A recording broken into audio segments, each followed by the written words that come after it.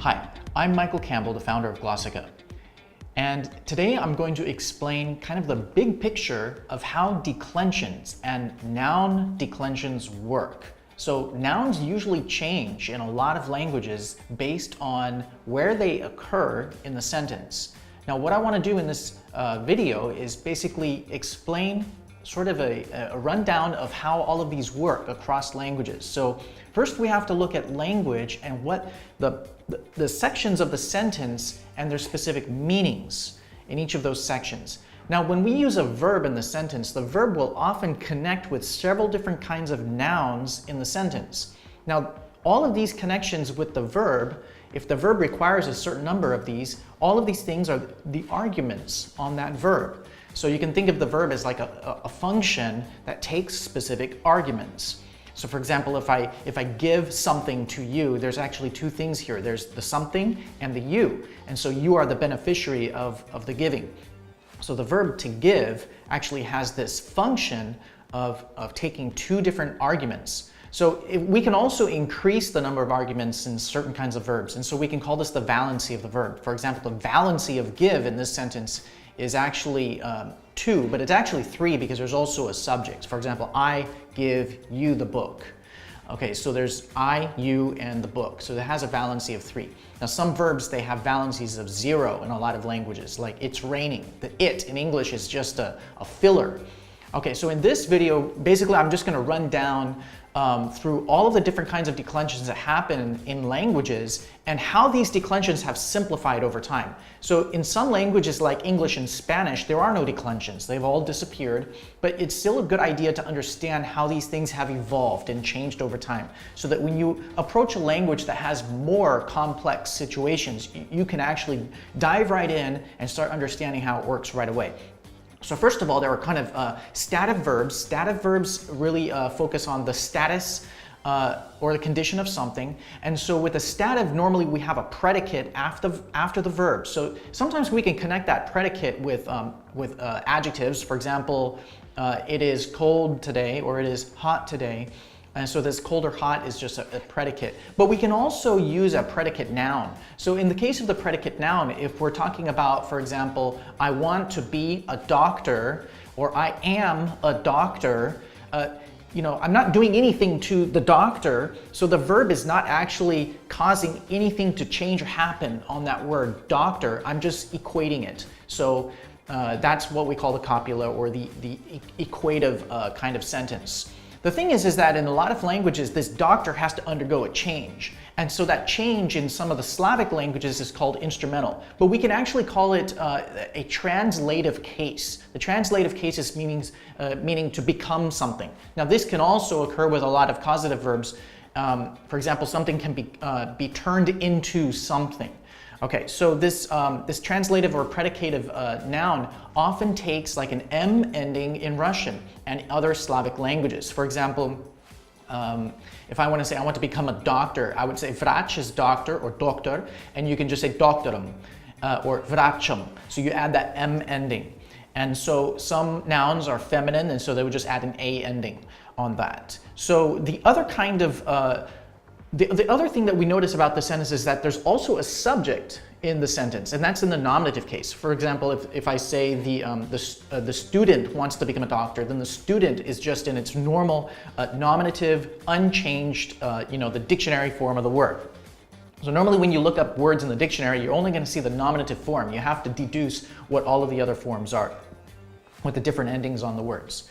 Now the interesting thing about English is that Old English used to have a lot of these endings and they've disappeared over time. So the next kind of verb that we have are the verbs, existential verbs or verbs of existence. And so we have several different kinds here. The most common one is the genitive. Now the genitive case is something where it's showing a possession or belongs to something. So for example, the book belongs to Tom. It's Tom's book. So in a lot of languages, you might just say book of Tom. And so in Slavic languages, it says Tom Toma. They would just add an A onto the end of the word. For feminine words, they would just add an I or I onto the end of the word. So Those are the genitive cases. Now, genitive also can describe like parts of things. Anytime you use the word of in English, it's usually going to trigger a genitive case in other languages. Okay, and then the other case that we can talk about is the agent-patient relationship with a verb on action verbs. So normally when you do something towards on an object, that object in the sentence is going to go into the accusative case. You know, the accusative comes from the word to accuse. You accuse somebody. Okay, so that person is being accused. And so the accusative case is the person that receives the action of the verb directly. So we can call that the direct object in most languages. The next one, now let's talk about all of the other kinds of valencies that you have in a sentence. You have the, like I just mentioned at the beginning with the word verb give, you have the dative case, but in linguistics we call it a benefactive. So the person who is actually receiving something or they're benefiting from the action in the sentence. So we can call it the benefactor, we can call it the recipient, but in a lot of the in a lot of the European languages, this actually becomes what is known as the dative case. Now, the word dative actually comes from the verb to give. Dare in Latin is to give, and so dato and becomes dative. So it means given. Okay, so the person that receives the action of giving. All right, so there's also some other cases you're going to encounter in some other languages, like the comitative case. Comitative case means that you're doing something together with somebody else. Now, the comitative case can be an agent, it can be the subject of the sentence. For example, Tom and I are walking to school. Okay, so that situation where we're using and in English is sort of like a comitative case. So you can't necessarily use and translate it directly in a lot of languages that are using a comitative case. A comitative case, for example, in Russian is just using the preposition s with the instrumental case. So if I'm walking with that person or he and I are going together and you are both the agent or the patient of that verb in the sentence, then you need to use the s. You cannot use the verb and, which in Russian is y. Same as Spanish, but you can't use e in this case. So you have to put it in the comitative because you're doing the action together with somebody or you're receiving the action together with somebody. Now, I keep mentioning this instrumental. Now, the thing is that the predicate noun, the comitative case, and the instrumental have all collapsed all together into the instrumental case in the Slavic languages like Russian and Polish.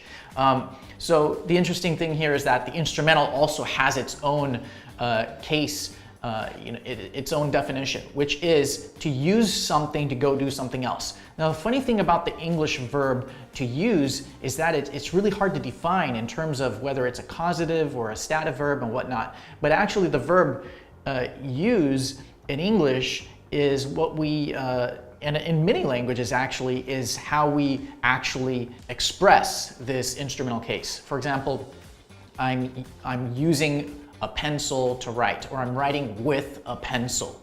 Okay, so this verb use or the verb or the preposition with, in most languages, if you're using something as a tool, you're doing by using it or via something, then you're going to put that idea into the instrumental case if the language has it. Now, if it doesn't have the instrumental case, then you have to figure out, well, which preposition is it using? Which other term or word is it using? Like in English, we're going to use with, but it's not necessarily going to be with in every language that you learn. Okay, there's also something called a nominalizer. A nominalizer is sometimes added onto the end of another part of speech, like a verb, which turns that word into a noun. Now, the nominalizer may undergo other changes, which means it may go into the accusative case or the nominative case or other cases. Okay, now the most complex type of case declension that we find in most languages have to do with location and direction. Now, there's a lot of these. Okay, so I'm going to look at my notes here just to keep it straight, but normally we use the Latin word essive, which means to be, or essere, if you know Italian or Latin, essere means to be. and then we attach other things together with that to describe the name of the case and the direction and the location. So for example, inessive means that something is in. And if I say adessive, it means it's at. If it's antessive, it means it's before or in front of. Now notice when I say English in front of, it triggers that of, and so in a lot of languages that have this concept of, it might trigger the genitive case. But you also have possessive, behind, apudessive, next to, superessive, above, subessive, below, excessive, outside of, and intrative, meaning between. Okay, so those are the location type of cases. And in some languages like Hungarian, Estonian, and Finnish, you're going to find a lot of these existing, and some of them don't exist in those languages. They may have already collapsed into their other categories. I think in Finnish there's a 2x3 or maybe a 3x3 paradigm, which shows location and direction to and from in just 3 ways. So they've already collapsed into just 3. Now, like I just said, with the directions, normally in European languages, they're not using a lot of these cases. They're just all going to collapse into one or the other. And normally those are direction towards is accusative and direction from is genitive in most languages. So when you're looking at the language and you're starting to learn it, you're trying to figure out, why is the noun changing in all these situations? Try to think in the big picture. Accusative is to and genitive is from. And it's really easy to say it in English. For example, I go to, accusative, and I come away from, away or of something, away from something, kind of triggers that idea of genitive. So there's several of these cases that you might come across in Hungarian or Finnish. But the great thing about Hungarian and Finnish is that you don't have to learn the prepositions. There are no prepositions in the language, you only have the word ending. So it's actually simpler than most European languages, where you have to have both a preposition, and it's kind of tricky, learning it from language to language, and then plus the word endings. So there's an extra step there with European languages. So in the Uralic language, you can have something like allative. So the lative is actually a Latin word meaning lato means on the side. When we're talking about direction towards, you have a, towards. So allative, and then you have direction in. So illative and direction above or onto. Superlative, and then direction under, sublative. And then away from, you have ablative and delative, and you have inelative, out from inside, inelative, and then out from above, superelative, and out from below, suballative, and out from behind, postelative. You also have other cases like perlative, going through, prolative, via, and ornative, meaning supplied with. So as you can see that, when I use a lot of these words in English, like through and supplied with, I might be triggering other prepositions that might define what exactly that case is. So what you'll find is that in languages like German, you tend to have a lot of the valencies, or a lot of the noun declensions, are either going into accusative or dative. And so they tend to think of it as most things happening to people and things are accusative or either dative. And so you have to look at what the preposition is that triggers that. Now the genitive in German is rarely used, and it's mostly left for things like conjunction words. In the Slavic languages, what you tend to have is that you have a lot more use of the genitive. And in fact, people, if you're doing something to somebody in any of the Slavic languages, even though the case is called accusative, it's actually going into the genitive case. It's a really tricky thing you have to learn. And this happens in more than one language. A lot of the languages are the same. So it's just one thing you have to remember, is that there's a difference between people and things. If it's a thing, it goes into the accusative, but it's a person, it goes into the genitive. And so that's going to take different endings. There is a trick to actually remembering the endings quite easily. And I would just recommend that with a language like the Slavic languages, There's something in the phonology of the languages that is where you have two kinds of consonants. One consonant is hard, one consonant is soft. And so they always come in pairs. And so the thing is, with this soft consonant, it always has a y sound on it. It's just a y added. So if we take a T, for example, t, and if I make it soft, it becomes j, j.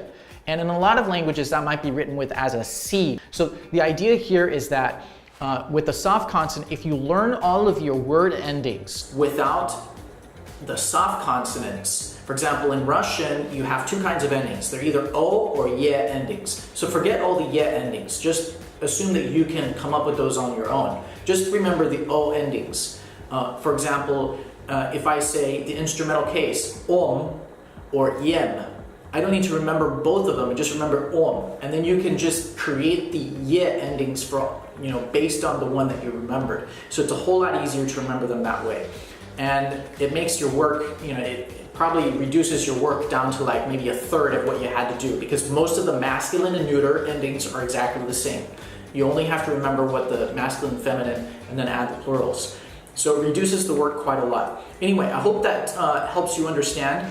Hi, this is Michael Campbell, the founder of Glossika. If you love languages as much as I do, then you have to subscribe to our channel, or else you're just missing out.